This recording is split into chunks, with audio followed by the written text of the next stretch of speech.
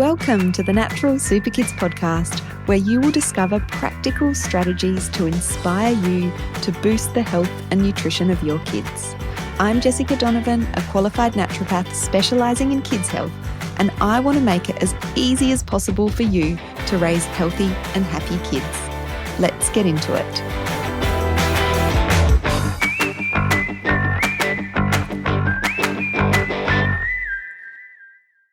Hello, everybody. Welcome back to the Natural Super Kids podcast.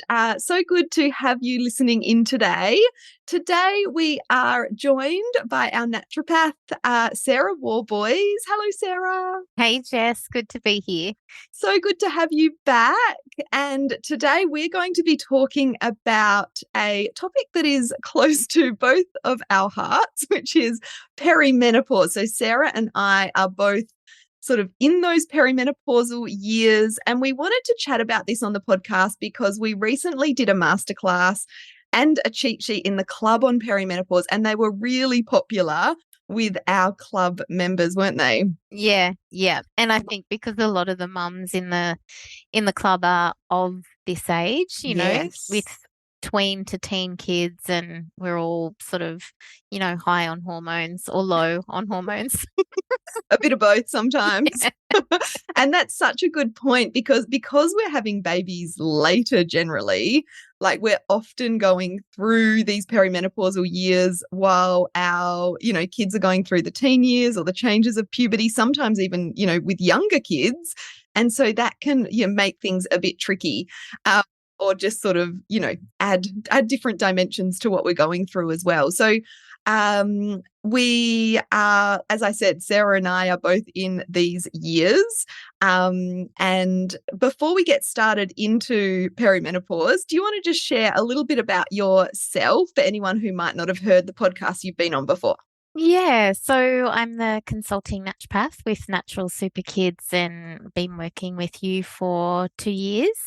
But I first started studying naturopathy in the late 90s. And so I was in my 20s and, we studied female hormones, female reproductive system, and perimenopause was one of those subjects. And so I think so my mum at the time had started going through perimenopause. And so she was really my first patient and my first experiment. So she took herbs, she went to acupuncture, she started yoga, she started exercising, really sort of, I think that was maybe not just because of me, but that sort of self-care direction. But I think that is, a lot of women find themselves in that place, realizing that they can't keep going with how they were going. And so things need to change because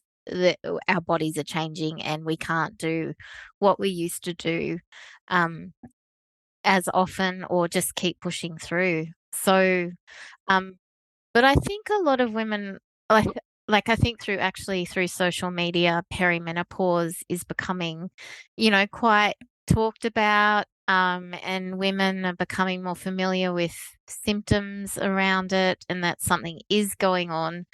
But I think, well, you would have studied it and I studied it. So it's always been, I think, on my mind that there is something, like we have tools in our naturopathic kit that can support us in this transition, and we're really well placed as naturopaths and nutritionists to support ourselves and to support women going through the transition. Yeah, such a good point, because I was actually talking to a friend recently who had gone to the doctor to get some hormone testing because she felt that things had been changing.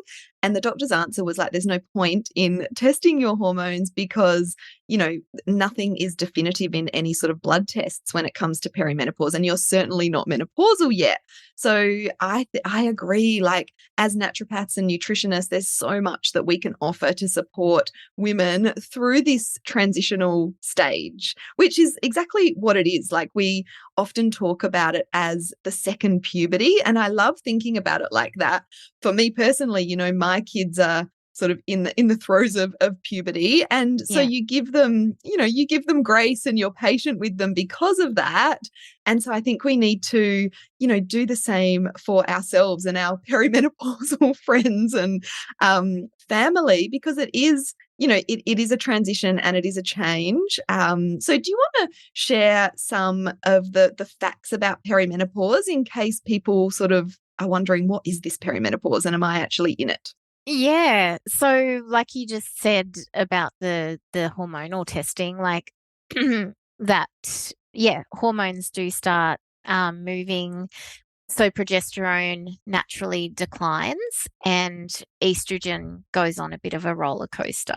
So progesterone is also a little like acts as a buffer to estrogen. So when our progesterone levels are normal, we could handle some fluctuations. Well, we do monthly fluctuations in estrogen and not feel the effects of that because we have progesterone there protecting and buffering us.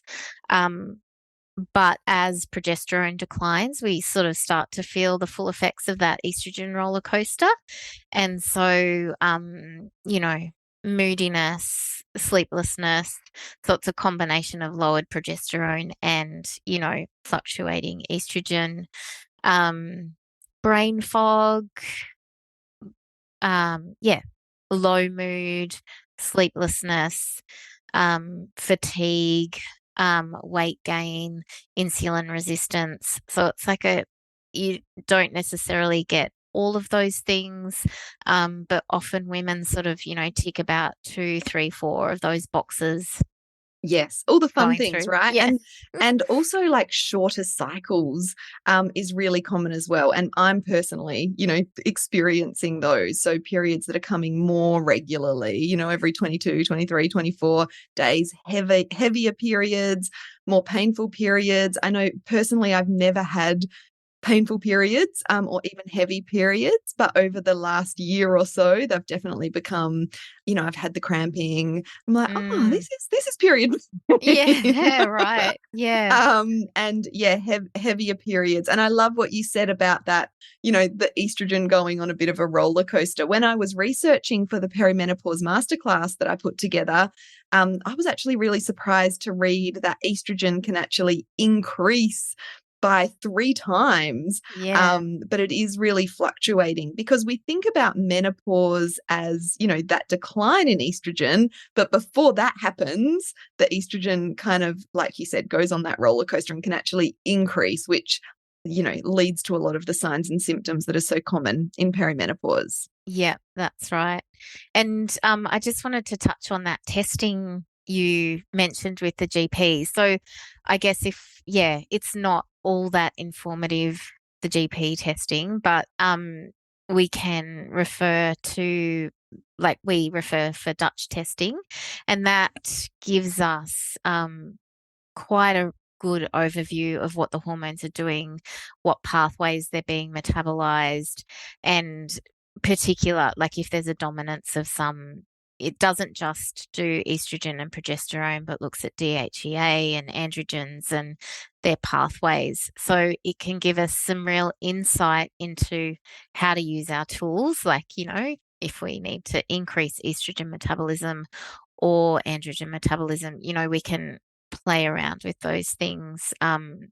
So I just wanted to touch on that testing. Yes, I'm glad you brought that up because, yeah, like the regular blood tests from GPs are going to be, as we said, sort of pretty hopeless in this stage. But yeah, there's certainly testing that we can do. And that estrogen metabolism and how that's happening through, the various pathways is such good information for us to have, isn't it? Yeah, yeah, absolutely. Yeah. Because some people will be metabolizing estrogen really well. So those higher levels of estrogen won't necessarily affect them as much because their body's, detoxifying and metabolizing that. Whereas other people that have, compromised detox pathways, which can be picked up in things like the Dutch testing, are going to have a harder time. So, yeah, that's really important that you mention that. So, Let's talk about stress, because I have been sort of sharing, and I think my personal experience as well is that I think rest is the number one thing that is so important in these perimenopause Mm. years. Can you explain a little bit about the impact of stress in perimenopause? Yeah, yep. So we have in our body a system called the HPA axis, which is the hypothalamus, pituitary, and adrenal glands. They're connected and they help with our stress regulation and stress response. So when we have a bit of a dysfunction in that axis, that means, yeah, we have a reduced ability to cope with stress. Um, when it's dysregulated, we produce higher amounts of cortisol and adrenaline, and those things lead to insomnia, anxiety, fatigue, and insulin resistance. Um, it yeah, so and causes like what causes the HPA axis to become dysregulated.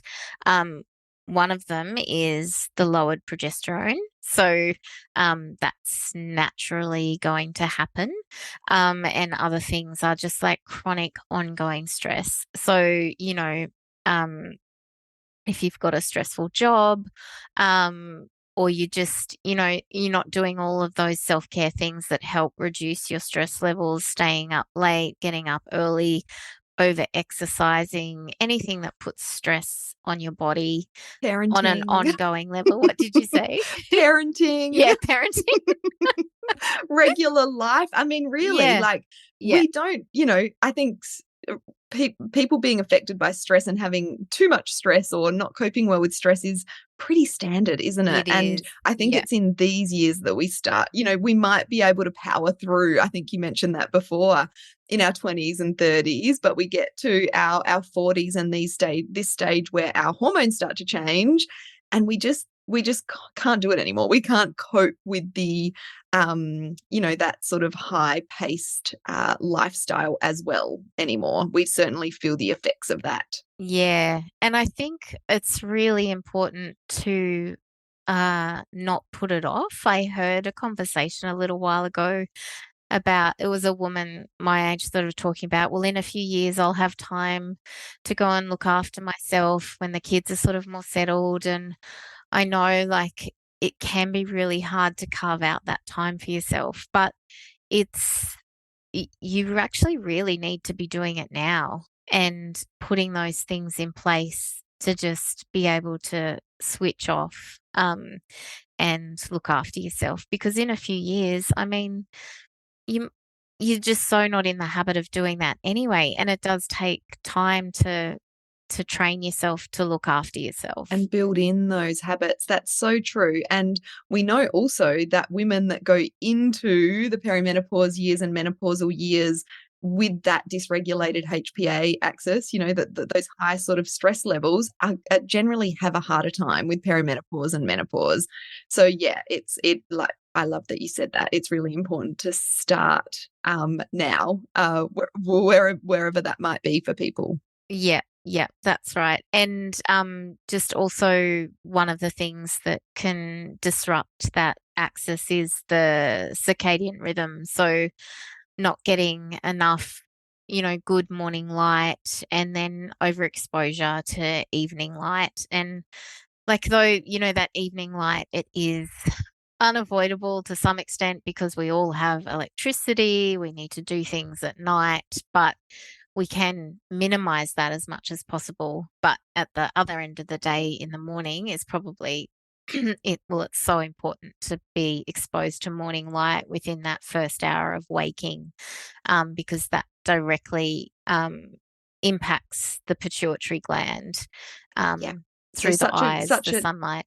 Yes, such an easy practical tip, like to head outside within that hour of waking and get that natural exposure to sunlight, which helps regulate that circadian rhythm, which is going to help with the stress response, but also really helpful for sleep as well. And that's something else we wanted to talk about today, because the disruption to sleep that can happen through this perimenopausal phase, like, obviously has so many negative impacts on all different aspects of our lives, and it leads to more mood issues, more grumpiness, Yeah. all of that sort of thing. So can you explain a bit more about how sleep is impacted during these years, and what we can do to sort of support healthy sleep?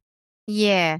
So I think, progesterone does help support good sleep. So if you're in your sort of still menstruating years, you might have noticed that you get a little bit of insomnia before your period, like I always have. So that's the natural reduction of progesterone. But if we're sort of having lowered progesterone generally all the time, then we don't have that lovely sort of effect of it. So that's one reason why our sleep might be affected. But personally, that's one thing that has really impacted me. Like, just waking up, like, I can go back to sleep pretty well, but I'm just waking up like every 2 to 3 hours, and yeah, having a little hot flush, and it's disturbing, and it's such a change, and I feel like it's one of those changes that, yeah, I don't have control over, despite, taking care of myself and, or Doing all the taking right herbs, things, all the yeah. things. But yeah, there are lots of things we can do, like taking magnesium, herbs to help sort of nourish the nervous system, address stress. So addressing stress during the day will really help your sleep at night. Um, the circadian rhythm that we just talked about will really help your sleep-wake cycles as well. So that So that exposure morning to morning light. light, Yeah. exercise, and exercising in the morning is probably better than, later at night, so that your body's had an opportunity to wind down. My glasses are fogging up because I'm having a little hot flush. Uh, Um, and um, yeah, I lost my train of thought then. But those hot flushes. I haven't had the hot flushes yet. I've had some night sort of sweats premenstrually, but I yeah, haven't personally experienced those yet.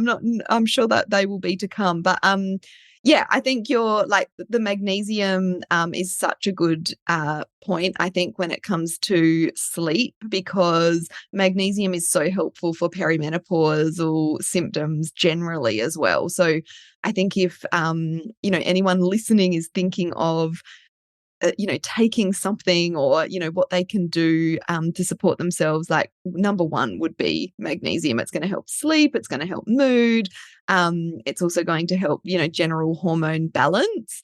I've also been affected by the sleep disruptions, the early morning waking and then struggling to get back to sleep. And I just wanted to share, like, a little practical tip that has worked really well for me, is just like the yoga nidra.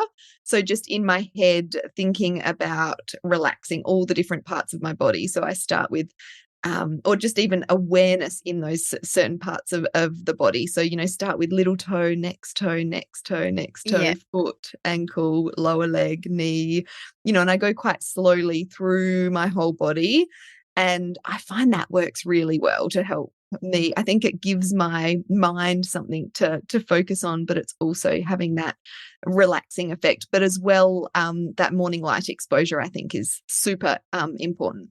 yeah, yeah. And if you can combine that with some exercise in the morning, that's really good. I find that the mornings that I go to the gym, get up at 6, I just am really ready for sleep at night, and I have a better sleep. Yeah, definitely. And I do combine those two things. So I do online workouts, but I take my laptop outside into a sunny part of the garden. And I'm doing some exercise and getting that morning light exposure. So, Perfect. Yeah. it's all about Combining habits. exactly. Yes, for sure. All right. So sleep is a big one. Let's move on to alcohol. Now, alcohol has quite an effect during these years. And there's lots of reasons why we should think about reducing or eliminating alcohol. So, can you talk more about that? Yeah, there's a few reasons. So I guess in direct relation to sleep, it's pretty well known that alcohol disrupts our sleep cycle. We don't sleep as deeply and we don't get as much restorative sleep. You might fall asleep better initially, but sleep cycles are definitely affected. Alcohol also will go back to the HPA axis. Alcohol also affects that axis directly. So, especially like with perimenopause, that's already been affected. And alcohol on top of that will just dysregulate that system even more. So, it disrupts it by the chemicals, the neurotransmitters and the neural structure involved in that axis. Mhm. Um, so that's a couple of really good reasons to eliminate alcohol or really reduce it. The limit, like there's actually no data on saying that any amount of alcohol is good. That's actually a myth that one a day is good for you. So, zero or, up to two alcohol standard drinks a week is Which is probably you really wouldn't want low. to go, which is really Yeah, low. And have you poured yourself a glass of wine that's a standard? It's like 90 mils. I was reading a bottle the other day of red wine and I poured 90 mils and I'm like, that is one standard drink. it's a mouthful, basically. Yeah. Or maybe not quite. So it's not much. Mm. And if, like, I think that would probably be a good place to start if you were, curious about your alcohol consumption. Just work out how much you are actually drinking and, yeah, just have a think about that just as a starting point, because you might be drinking like 3 to 4 standard drinks or five when you're actually thinking you're only having 1 to 3. So, and that's quite a big difference in terms of impact on your body. Yeah, definitely. And I was reading something the other day. Obviously, alcohol initially does make us feel good. It can Yeah. help us help make us feel relaxed or more social or whatever it might be.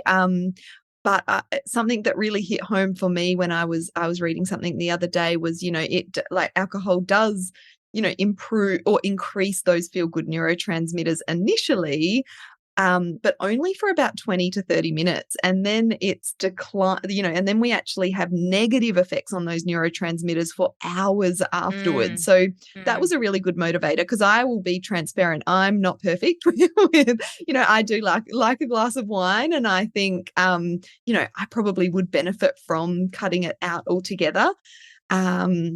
But yeah, that really hit home in terms of like, do I really want that, that 10-minute or 20-minute or 30-minute, feel good for 2, 3 hours of the negative impact that it's going to have? yeah, that's right. And I think a lot of people, they drink it to feel good, get that relaxation, address sort of low mood or anxiety, and it helps them feel good. But yeah, it causes the after effect is actually more anxiety. And then so we can go on that cycle of treating our anxiety with alcohol, which is actually causing more anxiety, and just get into that cycle. And it affects our sleep in a negative Yep. way as well, and our mood in a negative way. So again, short term, maybe we feel better, but the next day, even after just 1 or 2 glasses, our mood is probably suffering because of that. Yeah, absolutely. And then that comes back to that, I guess, self-care and habit forming. Like, what can we do that gives us a sense of relaxation at the end of the week or whenever you sort of reaching for that alcohol? So substituting something in that's positive, but also helps you feel relaxed. Um, I've got a few ideas, but Yeah, share them, share them. I think yeah, well, it's really, because I think a lot of the time alcohol does just become a habit. For me, it does. You automatically open that bottle of wine on a Friday night or whatever without even really thinking about it. So it does come back to that habit change. yeah. I love having a sauna, and Hmm. we've got one at our leisure centre, and I don't always go on a Friday, but that's a bit of a circuit break for me because it I feel like it has a similar effect, but much more nourishing effect. I feel very relaxed after having a sauna. Um, a hot bath with magnesium salts would probably help me as well. And then I guess practically drink wise, having something that maybe is a bit celebratory, and still nice, like a drink or a kombucha or a water kefir or something, that you can have as a substitute that feels nice. There's so many options these days as well, isn't Yeah. there? Even if we Yeah. want to go for, the non-alcoholic wine or non-alcoholic gin, but yeah, kombucha or something like that in a nice wine glass is, a beautiful sort of swap. And I love that sauna idea. Yeah, and for me, that bath. So we want to be switching, we don't want to be feeling deprived because our healthy habits are never going to last if we're Yeah. feeling like, oh, I've got to cut out the wine and that sort of thing. So we want to be rewarding ourselves in a different way when we're trying to change habits as well. And yeah, I love the bath idea. That's definitely one for me as well. One I find really good as well is just a bolster, like a yoga bolster. I have one in my bedroom, and just laying back over that and focusing on my breathing. It's something really simple that I can do at home. Like I don't even have to go anywhere to do that. And another one for me is, a walk in nature. I'm lucky to have some really beautiful natural places around me, which I think most people in Australia probably have, even if you live in a city. So I feel like that, exposure to nature and fresh air Definitely. is a big one as well. Yeah, and I think with habits, I know what always works for me is trying to put something in first before taking something Oh, out. I love that. I Yeah. often feel tense around the idea of restriction, and I have to take this out or I have to reduce it, or um and so information as well helps me too, like knowing, you know, what's happening in my body, or like how many drinks that is. Like I said before, working out how many standard drinks you're actually having, um, and then adding something in to your daily routine or your Friday evening as a substitute rather than feeling like you've got to take something away. Definitely. And that's really just going to help in the moment as well, isn't it? Like if you've got somewhere to go that you can look forward to, yeah, changing that sort of routine really helps as well because we get in those habitual sort of routines. And that idea of habit stacking, I think, is a good one to talk a bit about as well. So when you're trying to bring in a new healthy habit, adding it to something that you're already sort of doing. Yeah. So, for example, if you're trying to remember to take your magnesium every day, just making sure that that magnesium is with your herbal teas that you might drink at night so that you can, so that's already a habit that you're drinking a herbal tea or having breakfast.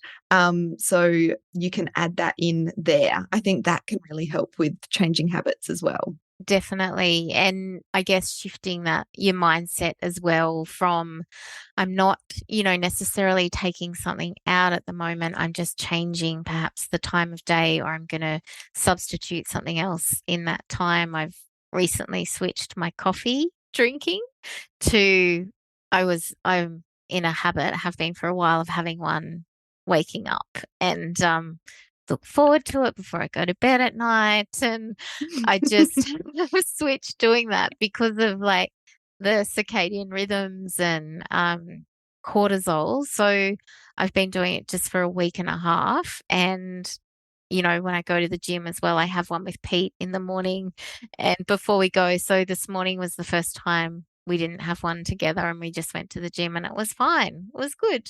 Still having it when I, have breakfast and when I get home. So I'm not saying no, but I'm just kind of playing around with it to help my body cope a bit better with it. Yes.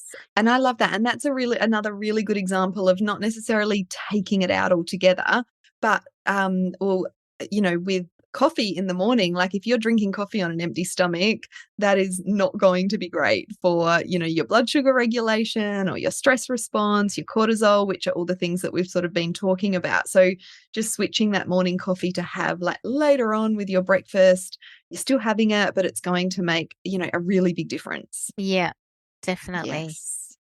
Anything else you wanted to share on habit change? I think that's Yeah, I think we've covered. I think just starting really simple. I think it's easy to just get caught up in that. Got to change this, I've got to change that. And then that creates stress. And then if we don't do it, we feel like we've failed.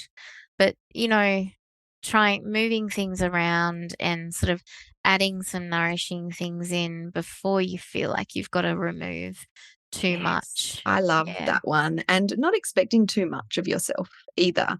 Like, for example, we've talked a little bit about how beneficial exercise can be. And so if you're not an exerciser and you haven't regularly exercised, to set yourself a goal to now exercise 5 times a week and go to the gym for an hour every morning, like it's probably not going to last. So making the habit changes that you are looking at enjoyable and realistic, so you get this sense of accomplishment and then you can kind of go that next step. So that's even right. if it's just like, okay, I'm just going to commit to going for a 5-minute walk and then it will be 5 minutes back. So you're getting a 10-minute walk every day. It's not going to meet the recommended amount of exercise, but it's a great start and you're going to be much more likely to be able to stick to that. And generally, once you get going and you go for 5 minutes, you're probably going to go for a bit longer because it feels good. I love my walks. I do a walk nearly every afternoon when I finish work. I do a online workout in the morning, and then my walk in the afternoon is like the full stop on the end of my work day. And I just look forward to them so much. I, chat with friends or listen to a podcast or try and also do some of it at least just quiet and not take my phone sometimes. But yeah, even, having a podcast that you're really into or an audio book, so then you look forward to going for that walk to have a listen can be helpful as well. Yeah, absolutely. Oh, there's so much we could talk about here, but that was like, a really good start. I think we talked about a lot of really important things, ways to support sleep. Magnesium, if you're not already taking it, is a really good one to be to start with for sure. There's so much else we can offer as well. If you're a club member, you do have access to our perimenopause masterclass and cheat sheet that goes into more detail and, specific supplements we recommend and that sort of thing. If you're not a club member, we'll pop a link so that you can get on the wait list below in the show notes of this episode. And also there's the option to be able to book an appointment with you, Sarah. We'll pop the link to book an appointment with Sarah below as well, because as you can hear, she's got a personal experience with this stage of life and is also, really knowledgeable practitioner. And I know that you really enjoy supporting mums through this stage as well. Yeah, I do. Yeah, I really do. Yeah. Thank you so much for coming on and sharing your wisdom with us. It's been a great chat. Yeah, thank you. And just before we go, I'd love for you to reach out to me on Instagram over at Natural Super Kids and let me know what habit you are going to change or add in or tweak based on what we've talked about in this episode. I'd love to hear from you there. Thanks so much, everyone.